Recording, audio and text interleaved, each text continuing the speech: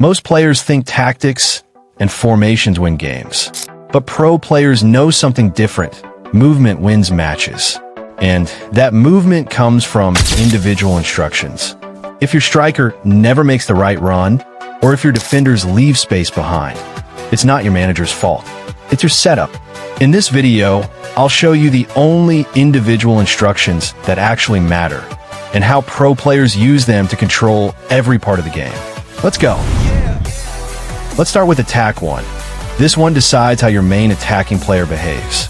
Many players leave it off, but the right setting can completely change your attack. Anchoring. Use this on your main striker. It keeps him high and stops him from dropping too deep.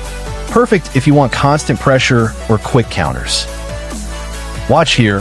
My midfielder wins the ball, and my striker is already making the run behind the defense. I don't have to wait for him to come back up. That 1 second difference can be the goal. That's for anchoring. It keeps your striker high and ready to attack. Now, let's move to the next one, offensive. Offensive instruction makes your player move higher and join attacks more often. It's great for an AMF or CMF because they'll push up, combine with your forwards, and add more options around the box. But never use it on a DMF. That's dangerous. When a DMF has the offensive instruction, he leaves his position and pushes too high. That creates a big gap in front of your defenders, and it kills your defensive balance. The same goes for defenders. Giving them offensive instruction will make them step out too much, leaving open space behind. So keep it only for players whose main job is to support attacks, not to protect the backline. Defensive instruction makes your player focus on covering the defense instead of joining the attack. He stays ready to intercept, support the backline, and maintain balance when your team loses the ball. It's ideal for a DMF or a defensive CMF because they'll help protect the space in front of your defenders. This instruction doesn't make the player drop deep. It just limits his forward movement. Now, let's move to defense instructions. Here's where your defensive setup can really make a difference. Let's start with tight marking. When you assign this instruction to the opponent's main attacker, your defender will immediately stay close and pressure him the moment he gets the ball, limiting his space and cutting off his attacking options. But here's the downside. If you face a player who knows how to use quick 1-2, this can completely expose your backline. The defender following his mark will leave gaps that can be easily exploited. So use tight marking wisely. It's strong, but risky if your opponent plays fast combinations. Next, we have man marking. This one works almost like tight marking, but with more control. Instead of letting the game decide who marks the opponent, you personally assign which defender should stay on a specific attacker. It's perfect when you want your best defender to lock down the rival's key player. For example, I assign man marking to my center back on Haaland. From the moment the match starts, my defender stays glued to him, following every movement, blocking his runs, and not letting him receive the ball comfortably. Even when Haaland tries to drift wide or drop deep, my defender tracks him instantly, cutting off his passing options and forcing him to play backwards.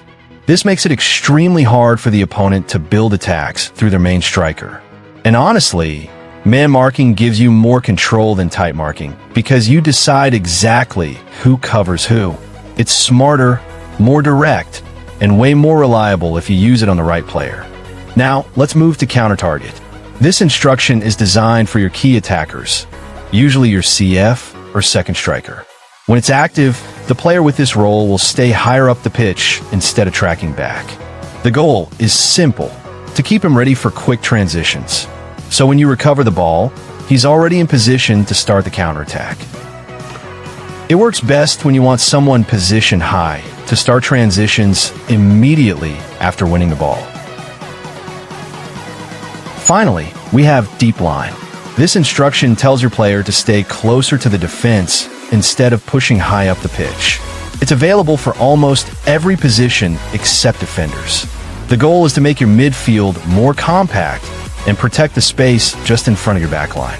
The player with this role focuses on covering the defense, blocking passing lanes, and maintaining balance. For example, if you play with 4 defenders and assign deep line to your DMF, he'll drop between them when you're defending, basically forming a back 5. It makes your defense stronger, but you'll have one less player supporting the attack.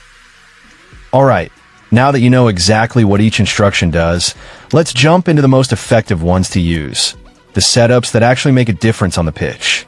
Here's an example of a really effective setup I personally use. In Attack 1, use anchoring on your main striker. This keeps him from dropping too deep and ensures you always have a target up front. In Attack 2, use anchoring again on your second forward if you play with two strikers, so they stay aligned and make those deadly runs behind the defense.